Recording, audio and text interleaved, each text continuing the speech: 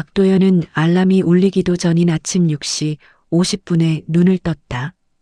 그는 오늘도 자신의 몸이 먼저 움직이는 것이 신기할 정도였다. 옆에는 만삭의 아내 유지연이 조용히 숨을 고르고 있었다.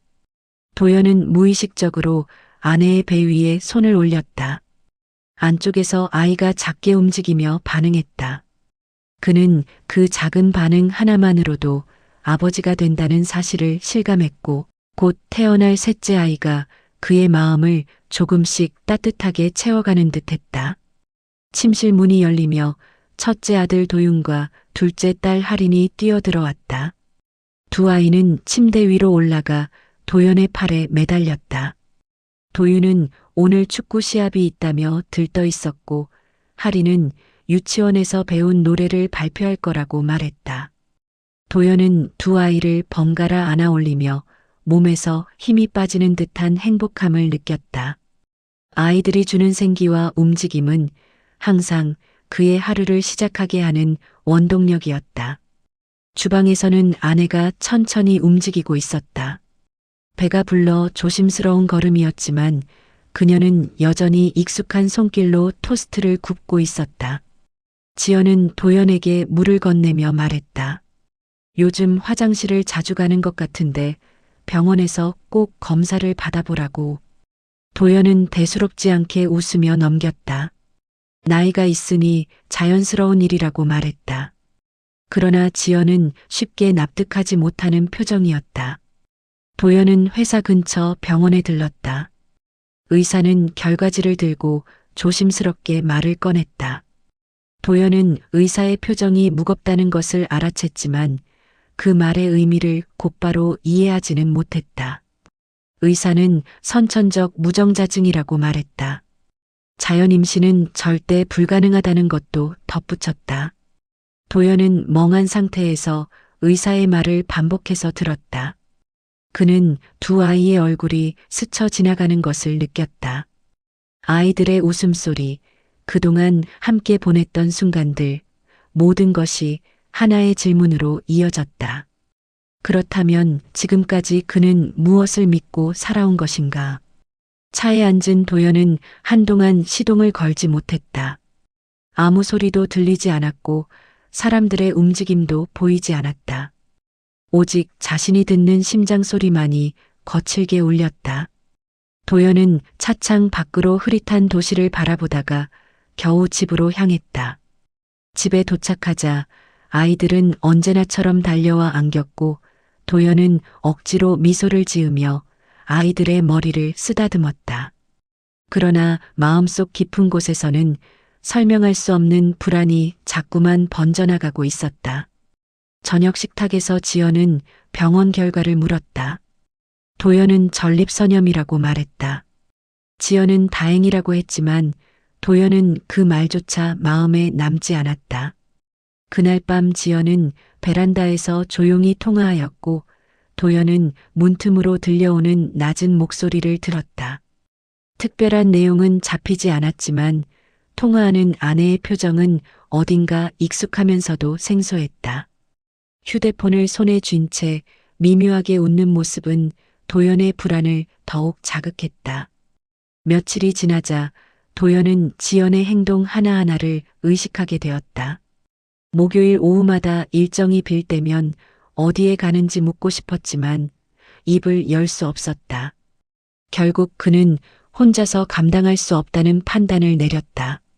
사설 탐정 사무소에 방문한 그는 결혼 생활이 흔들리고 있다는 사실을 말하는 것 자체가 고통스러웠다.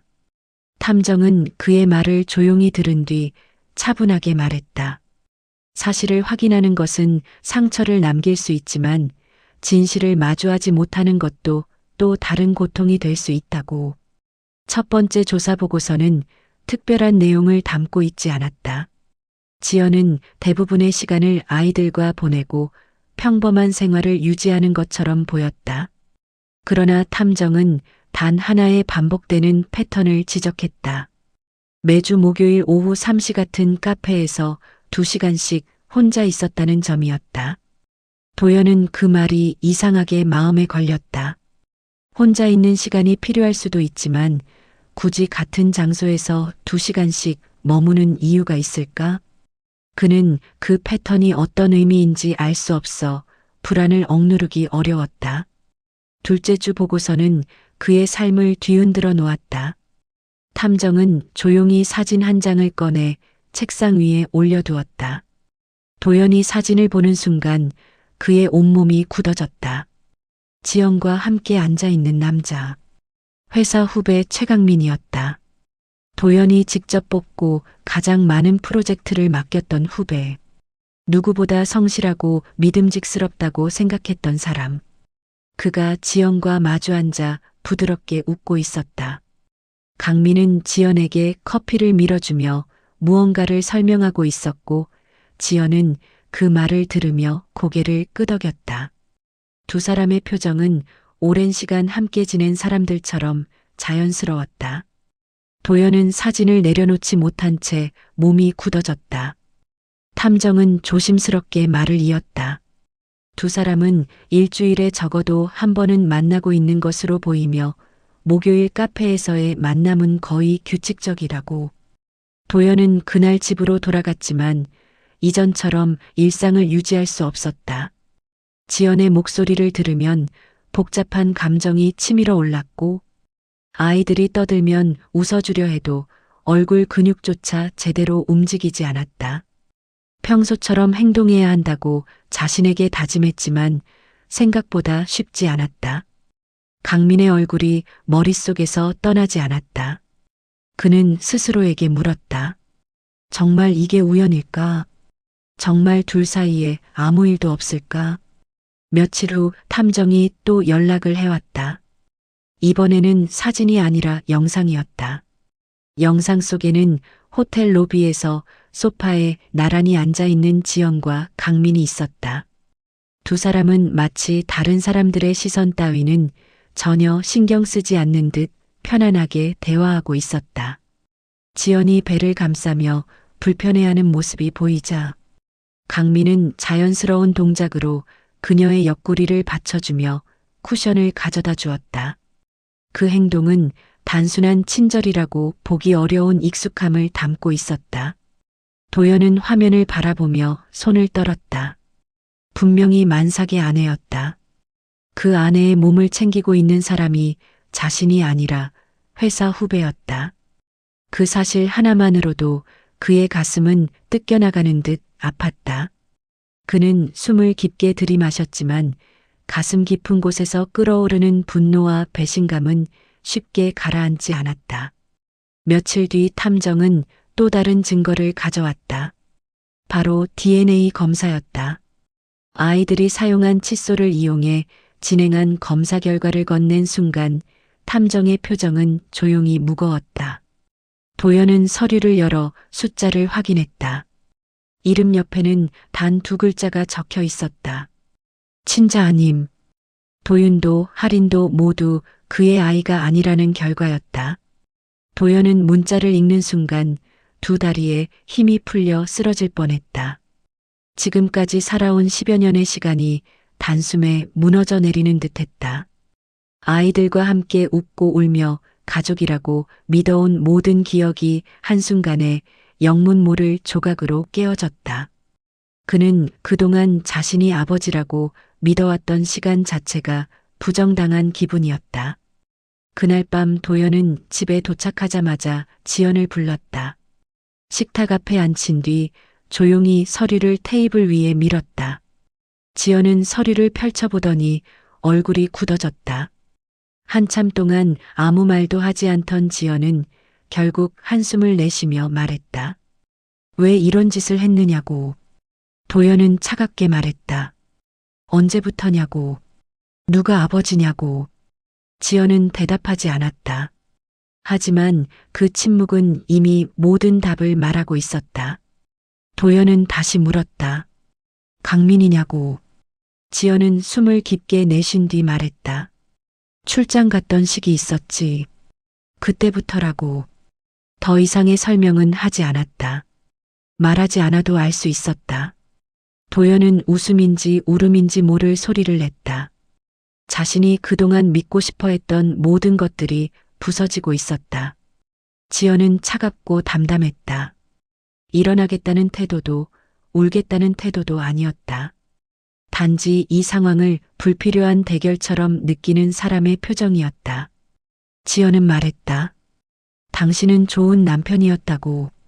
아이들에게 좋은 아빠였고 그 역할은 진짜였다고. 그러나 도연은 그 말이 위로가 되지 않았다. 역할이라는 단어가 그의 가슴을 찢어 놓았다. 그는 분명히 그 아이들을 사랑했고 무엇보다 가족이라고 믿었는데 아내는 그 모든 감정을 역할이라고 불렀다. 그날 도연은 집을 나왔다. 아이들이 잠든 집안은 조용했고 그는 그 침묵 속에서 자신이 더 이상 이 가족의 일부가 아니라는 사실을 깨달았다. 사랑했던 아내와 아이들로 구성된 이 집은 더 이상 그가 돌아갈 곳이 아니었다. 도연은 다음 날 가사 전문 변호사를 찾았다. 그는 증거를 모두 제출하고 이혼과 친생 부인의 소송을 동시에 진행하기로 했다. 변호사는 그가 가져온 서류들을 보며 이런 경우는 소송에서 유리할 뿐 아니라 손해배상에서도 상당한 수준을 요구할 수 있다고 설명했다. 도연은 손해배상 같은 것은 중요하지 않다고 말했다. 그는 단지 진실을 확인했고 그에 맞는 결정을 하고 싶었다. 회사의 상황을 알리자 회사 측은 놀라움을 감추지 못했다. 특히 윤리위원회는 상급자의 아내와 부적절한 관계를 유지해 온 강민의 행동을 중대한 위반으로 판단해 즉시 직무 정지를 내렸다. 회사 생활에서 성실함으로 인정받았던 강민의 두 얼굴이 드러나는 순간이었다. 며칠 후 법정에서 첫 재판이 열렸다. 도연은 법정 안에서 떨리는 손을 감추기 위해 손가락을 맞잡았다. 그는 자신이 이런 자리에 서리라 상상한 적이 없었다. 그러나 그는 진실을 밝히기 위해 여기 서 있었다. 반대편에는 지연과 강민이 앉아 있었다. 지연은 이전과 같은 표정으로 도연을 쳐다보지 않았다. 강민은 시선을 바닥에 두고 있었다. 전문가 진술이 이어지고 DNA 결과가 증거로 제출되었다. 의사는 도연의 무정자증이 선천적인 것이며 자연 임신이 절대 불가능하다고 증언했다. 탐정의 기록도 차례로 제출되었다. 카페, 호텔 로비, 반복적인 만남. 모든 퍼즐이 하나로 맞춰지는 과정이었다. 강민은 결국 사실을 인정했다. 그는 떨리는 목소리로 도연에게 사과했지만 그 사과는 공허하게 허공에 흩어졌다. 지연은 자신이 아이들을 키우며 느낀 감정을 강조하며 도연은 좋은 아버지였다고 말했다. 그러나 도연은 고개를 저었다. 그 모든 말은 더 이상 의미가 없었다. 그의 아버지로서의 시간은 진실이 아니었고 아내로서의 신뢰도 이미 사라졌기 때문이었다. 판결은 명확했다. 두 아이는 도연의 친자가 아니라는 점. 지연과 강민은 장기간의 기만과 부정행위에 책임을 지고 손해배상금을 지급해야 한다는 점. 판결문이 낭독되는 동안 도연은 아무런 표정도 지을 수 없었다. 그저 어딘가에서 오래전부터 알고 있었던 결말을 받아들이는 마음이었다. 며칠 후 도연은 아이들을 마지막으로 보기로 했다. 카페에서 만난 아이들은 반갑게 달려왔다. 그러나 얼굴에는 알 수 없는 슬픔이 묻어 있었다. 도윤은 물었다. 아빠 왜 집에 안 와? 하리는 도연의 팔을 잡으며 울먹였다. 그는 아이들의 머리를 쓰다듬으며 말했다. 너희 잘못이 아니다. 아빠가 같이 살 수 없는 이유가 있을 뿐이라고. 그 말이 아이들에게 어떤 의미로 남을지는 알 수 없었지만 그는 더 이상의 거짓을 아이들에게 보여줄 수 없었다. 한 해가 지나 도연은 회사를 떠났고 작은 설계 사무소를 차려 조용한 삶을 살기 시작했다. 화려한 직급도 가족으로 가득한 집도 사라졌지만 그는 처음으로 자신만의 공간에서 자신을 위한 시간을 만들 수 있었다. 그는 이제야 비로소 스스로의 삶을 걸어가고 있다는 느낌이 들었다. 도연은 종종 과거를 떠올렸지만 그 속에서 자신을 비난하지 않았다. 그는 상실을 겪었고 진실을 알았으며 무너졌지만 결국 일어섰다. 그는 자신이 무엇을 잃었는지보다 무엇을 얻었는지를 더 많이 생각하게 되었다. 거짓과 배신으로 뒤엉킨 관계가 아니라 스스로 선택한 삶을 살고 있다는 사실이 그를 버티게 했다. 어느 날 저녁 그는 책상 앞에 앉아 연필을 들었다. 조용한 방 안에서 그는 자신의 마음을 종이에 적기 시작했다. 그는 더 이상 과거의 그림자 속에 살지 않겠다고, 누구도 속이지 않고 누구에게도 속지 않는 삶을 살겠다고, 그렇게 한 줄 한 줄 적어 내려가며 그는 작은 미소를 지었다. 그는 알고 있었다. 완전히 잊을 수는 없겠지만 다시 시작할 수 있다는 사실을. 지금의 삶은 이전보다 단순했고 조용했지만 그만큼 더 진실했다. 도연은 창밖을 바라보며 깊은 숨을 내쉬었다. 그는 다시 걸어갈 수 있었다. 진실로 세운 자신의 삶 위에서